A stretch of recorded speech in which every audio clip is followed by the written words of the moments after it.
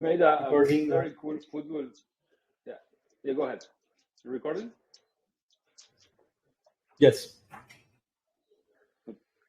Okay, so the main thing of the week was we did a really cool football tournament for Argentinian crypto teams. And 4 teams played. One of them, of course, Kleros. Then the other one is a project called Crypto Campo, with which we are in touch for tokenization of assets, like crops and that type of things. Then we had a Cryptolandia, which is a Argentinian community, and then we had a Fork DAO, the very famous and very powerful team of Fork DAO that, of course, you might know very well because they are quite famous. Guess who won the tournament? You don't need to guess because, of course, you know that Kleros is very good at football. Let me just mention that. The 2 founders of Kleros, we come from 2 countries that played the very recent World Cup final. So you can imagine that this is a very strong, football, project. So maybe Marcos want to say something, as you were in charge of organizing everything. Yeah, that's the reason why. As well. That's why in the interviews to work in Kleros, you ask always about football, right? Just kidding. I cannot say anything because otherwise people will start to game my questions. So no comment. Okay. Yeah, as you said, 4 projects were part of the tournament. I think it was really good. We had a good moment, and it's very important or very useful to position Kleros in Argentina in that time too. There were some posts in Twitter, and actually some projects asked to be part of what it's going to be the 2nd edition of Kleros Cup, that most probably is going to be done in the 2nd semester of this year. The idea is to make one each semester. So yeah, very happy with the results of the cup. We did this. We started a bit for fun, but it became like so big. Now we're planning, to do it every year, and also to do it in other countries. So I'm super excited about this. And you can see the photos and some videos of the tournament on Twitter. So super cool. Yeah, for this. Yeah, go ahead. Sorry, last thing, for this event, we were about 40 people, all related to Web3. So in the next cup, we have 2 or 4 extra teams. We're going to be about 60 or 80 people. That's going to be a lot. So again, very useful for players. Yeah, and maybe someday we will do a hockey tournament for a beer for Indian. Indian markets. I did actually prefer cricket, even though the hockey is technically the national game and all. Cricket is still the popular one, so yeah. Okay, well, cricket then. Okay, so we had that. So I'm super excited tomorrow. I'm going to the US. I'm going to Harvard. I was invited to a law and DAO governance conference at the Kennedy School of Government of Harvard. This is a super cool conference, invite only, and looking forward to meeting with a bunch of guys who are in our ecosystem. I think Primavera is going to be there. There's going to be Glenn Wild, I think, Nathan Schneider, all of the people you have read many times in our blog, with whom we also engage in our podcast and different places. So it's going to be a really, really cool place to discuss a lot of ongoing stuff regarding DAOs, law, and the future of governance, I guess, in the world of the metaverse. So I will, of course, keep you updated about that, so you know what's going on there. Then I will let William give his update and maybe also answer the question that we were asked about how Kleros and AI interact. I mean, in the end, what people want to know is, will AI like just replace Kleros? Yeah. So I mean, like, as long as human beings can add some value to like a dispute resolution process, that the AI, like maybe a human being using an AI is like better than a pure AI. There's some role for human being, like, provided dispute resolution. So I think it's sort of interesting analogy in the world of like serious chess. Like the computers for years have been way better than all human beings, but like sort of what people call centaur players, where a human being plays with the assistance of a computer, are still, the last time I checked, like better than the best computers. So like, there's this sort of room for fusion between the sort of having the best of both worlds with having a human being and an AI. And maybe that might be the future of Kleros, when someday all of the like human jurors have ChatGPT open, but are like using it as a tool. So in terms of what I've been working on in my research, doing some stuff related to social choice theory, which has been, like a dominant theme of my research over the years. These questions about like, how can we have better voting systems for non-binary cases? I have a lot of discussion of that in the yellow paper. Like, I've given past talks on this. And particularly right now, I'm thinking a lot about how the special case of when you have multiple choices, but the choices are all kind of numeric. Like, if you have a dispute where the possible outcomes of the dispute are like, pay Bob 100%, pay Bob 50% and refund 50% to Alice, pay Bob 30% and refund Alice the rest, pay Bob nothing. Then there's this like order between the options, because like one option being sort of some sense bigger than the others, that you don't have with like sort of an arbitrary multiple non-binary dispute that you can use to simplify the kinds of voting system and a set of questions you have. And I'm writing a blog article with some of my thoughts about that, and like how this particular use case can have like a maybe more efficient version of the kinds of things I describe in the yellow paper. Okay, thank you. Well, I will give you my opinion on AI and Kleros. So, in my view, this of course can change, because what we know about AI can change in the future. Technology changes, but what we think is going to happen is there's going to be division of the industry for the resolution, three main segments. More like easy or simple or more objective cases will be probably solved through AI. I mean, tools, because it's more efficient, it's faster, cheaper. So that's okay. I mean, like a parking ticket, I mean, stuff, something that can be put into like objective parameters easier. That's probably going to be the realm of AI. There's going to be a bunch of other cases where AI is not good enough because it involves interpretation of intentions of agents, situations where the context is very important, and AI is not very good at resolving this type of cases. And you can see that in particular, for example, in the yearly reports that Facebook publishes on content moderation. So, as you know, content moderation can be seen as some kind of dispute resolution. There is some user that flags another one for breaking the rules of a platform, and so then there is like a dispute between call it the challenger and the guy who made the comment. Then there is like a moderator or like a judge or jury that will decide who is right and will enforce, I mean, the decide, and then there's going to be a penalty. So what Facebook found in their experience handling millions and millions of cases is that AI tools can be used and are used for the simpler type of decisions they have to make. Like, for example, is this message spam or not? So for detecting spam, they kind of rely 99%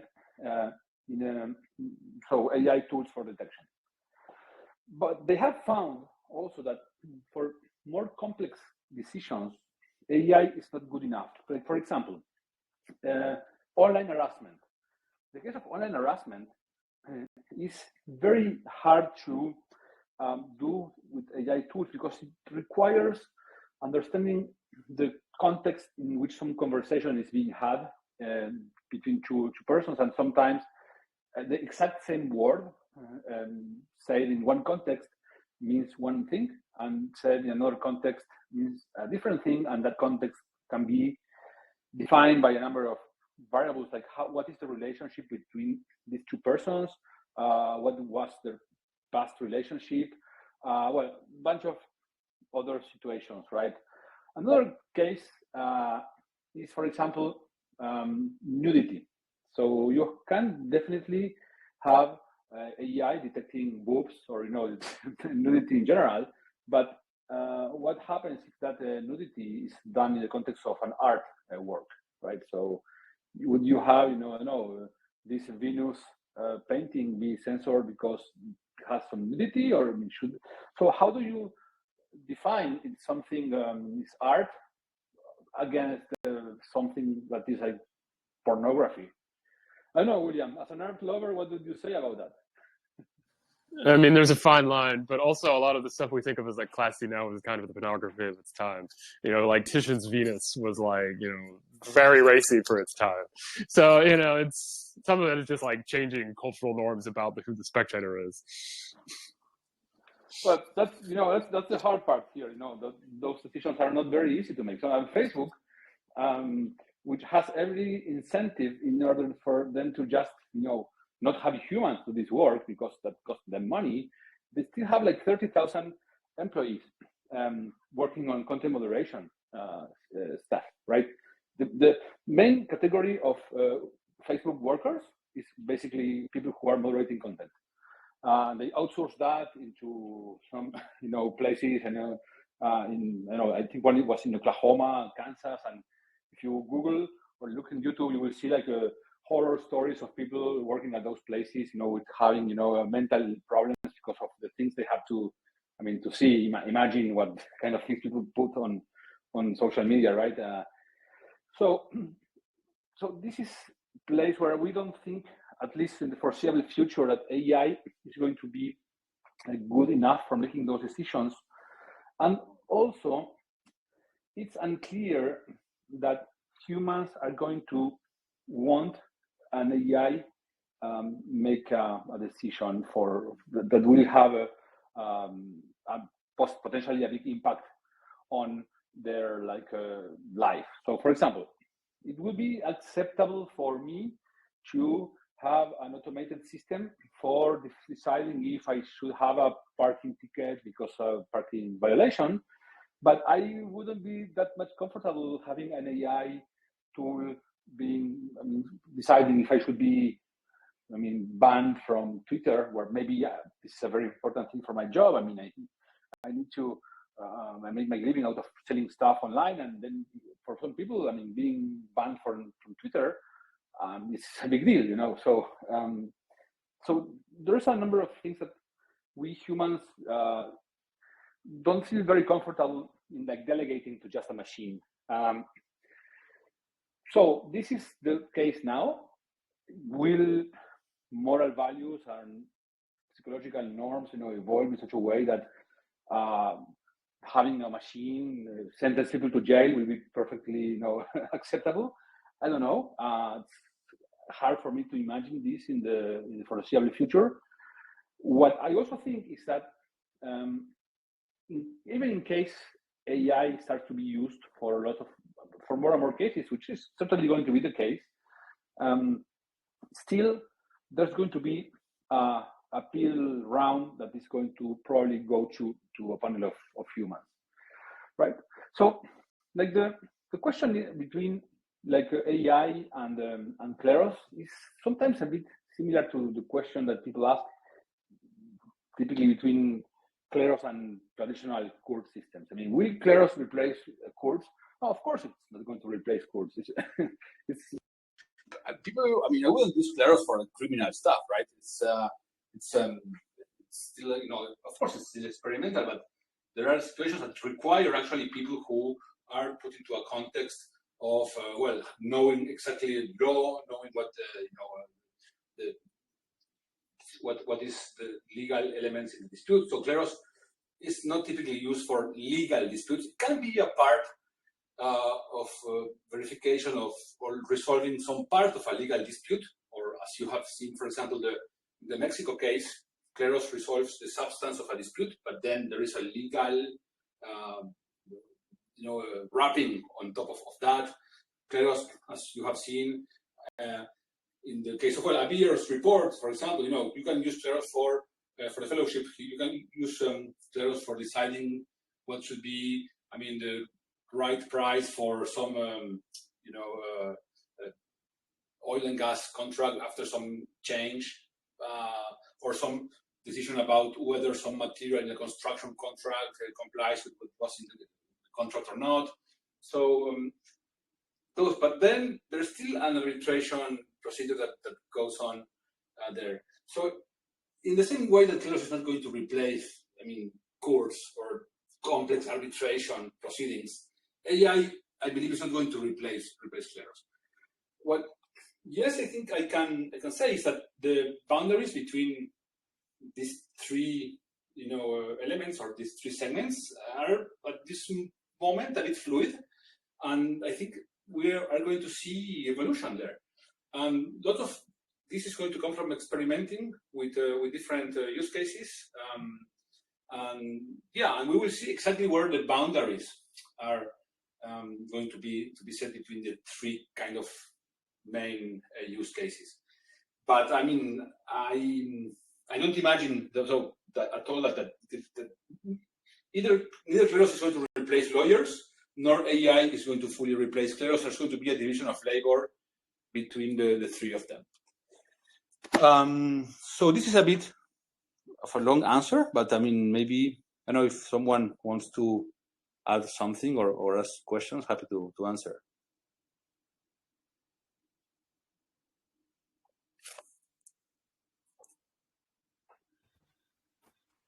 I have something to add about this. Okay, you can go. Okay, yeah, just a short thing. Yeah, I think the last thing is like the most important aspect here, right? That justice is in the eye of the beholder. So, it's all going to be based on whether people are comfortable with AI sort of replacing humans or not. So ultimately, it doesn't matter how good AI gets. The real question is, do humans want other humans presiding over their dispute, even if other humans are flawed, or would they rather have AI? And there is a bias in humans towards other humans. That's why, let's say, we still have human referees in sports with that sort of, discretionary power, even though they could easily be replaced, firstly by judges on cameras, and then with AI imagery. So we've still got this kind of bias towards humans deciding for other humans, even though they technically may be more unreliable.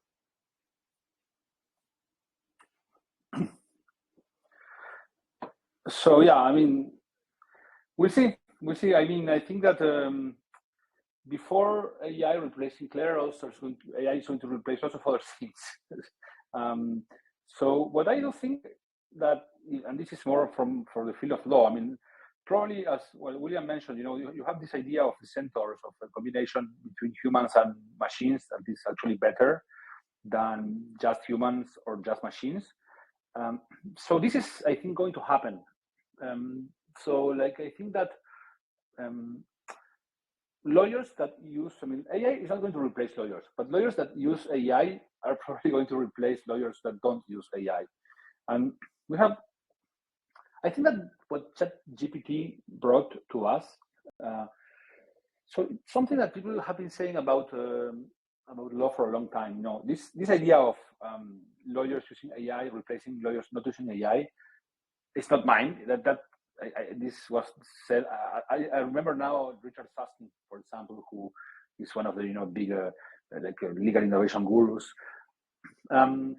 So but the thing that is different. So people were saying AI and law for a long time, like at least like 30 years, 40 years. There's been research of AI and law, but nobody was actually using AI, and no one was actually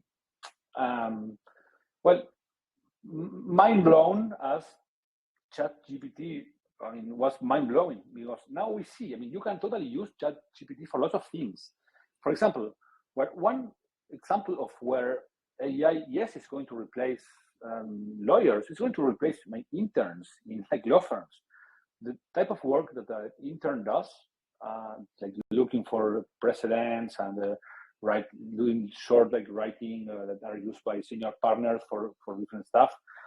Well, I mean, it's unclear that the junior, intern in the law firm is as, efficient as, as AI, ChatGPT type of tool. So I had this discussion with a lawyer a while ago. This was even before ChatGPT, and he was saying, we don't know how lawyers are going to be trained in the future, because lawyers started their career by being an intern and doing this boring, manual work on looking for precedents and stuff.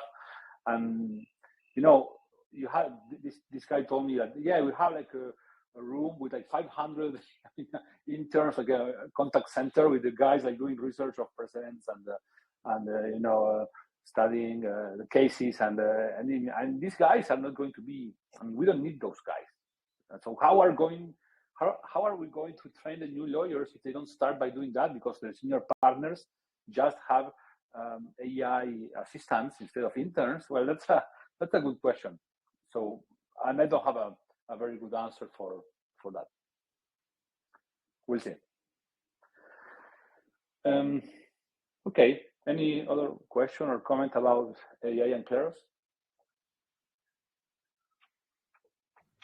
Yeah, I have a comment. I've been seeing a lot of comments the last couple of weeks. I believe Midjourney launched a new model that is very realistic. There's like a Pope picture using a puffy jacket that looks real, and Elon Musk. I don't know, global leaders talking with each other that looks fake. So there are lots of people worried that AI can facilitate the creation of fake news and fake content, basically in general. And everyone is trying to figure out how to counter that, right? Like how to create a fact-checking structures to be able to not for people to be able to identify if the photo is real or not. And I believe that it makes sense to use Kleros for that. We have the PTA bot. Maybe it would make sense to create a list of a registry of pictures that they're fake, that look real. But PTA was the first attempt that we did to learn a bit about the problem of fake news. But we have also Ferit, who is working on Prove Me Wrong, a project that we incubated. And we can have, if you guys want, we can have Ferit have a presentation of his project. Maybe so next week. Okay, I will say then. So next week we're going to have the demo day for the incubator. Jean, can you remind me when exactly the demo day? Yeah, it's April 5 p.m. Sorry, April 6, 5 p.m. UTC. Yeah, so we will post we can bring Farid there so he can present his project and his progress since the last time. And so you can ask lots of questions, because what he's doing is exactly trying to use, Kleros and curation in order to detect fake news. So I think it's going to be an arms race of better people people doing better fake news with AI. And you can, if you combine Chat GPT for text, and then you combine like DALL-E for images, and then you can create whatever parallel universe that you want through I guess AI tools. So at the same time that you have better attacking methods, then you will have a better defense methods, like an arms race, and it's going to be, I guess, that's what's going to happen. A circle of fighting between both sides.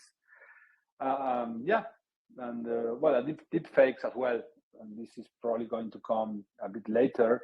We still haven't seen AI producing deep fakes at the cost that they can actually produce now faces of people that don't exist.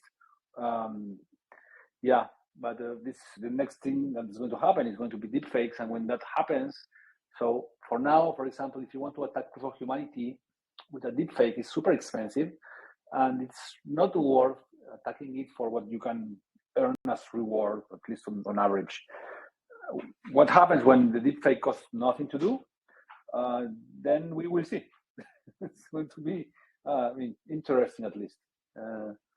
But that's an opportunity for Kleros, I believe, because you will have a lot of opportunities for Kleros jurors to make decisions on whether some deep fake is or isn't, a deep fake or deep, So, I know, and this is where it gets a bit dystopian, I guess.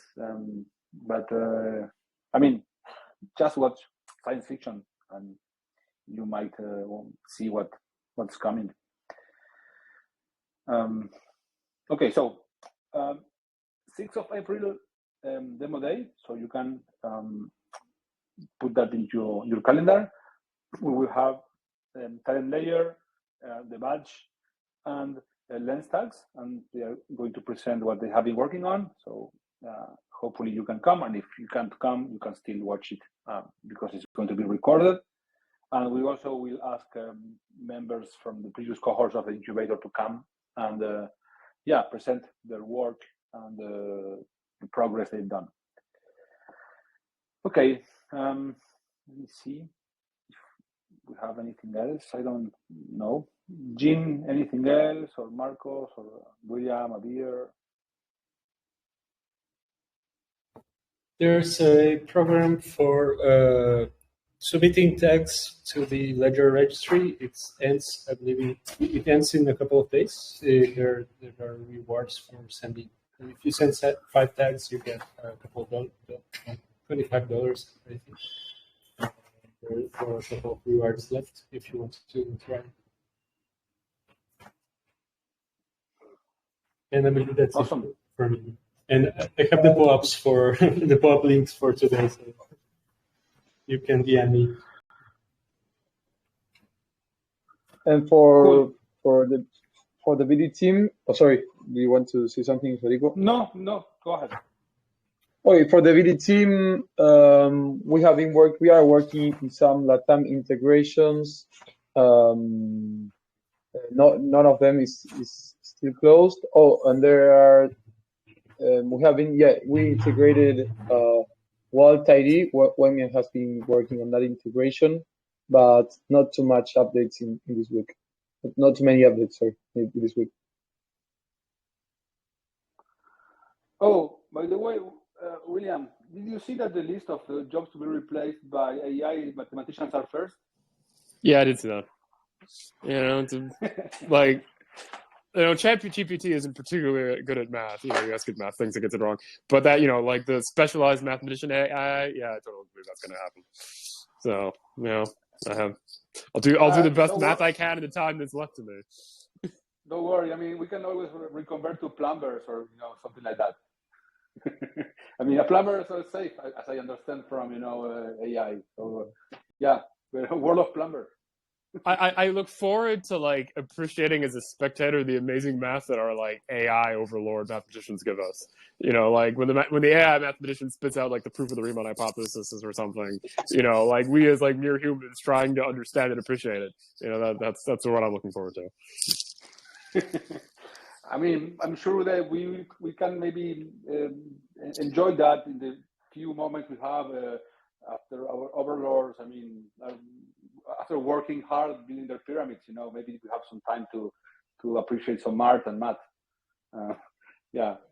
Anyway, yeah. Let's keep a happy ending to the call. Get your POAPs, and think that AI is here to serve us and not to be our masters. Let's end with that tone, okay? Oh, and Federico, one last thing. Yes. The Kleros demo court presentation was done for first time last Friday. I think Juan and some devs were working on that. Yeah, the idea is to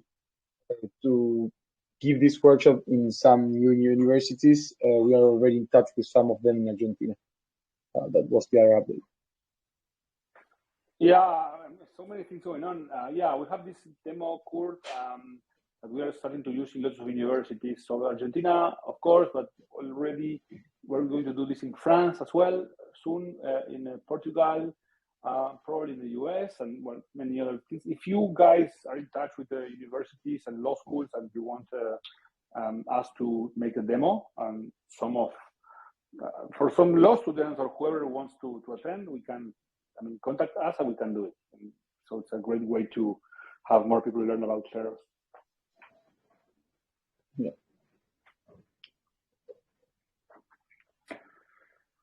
Okay. Well, get your POAPs and see you next week, guys. Bye-bye. Bye, Everybody. everyone. See you. See you all.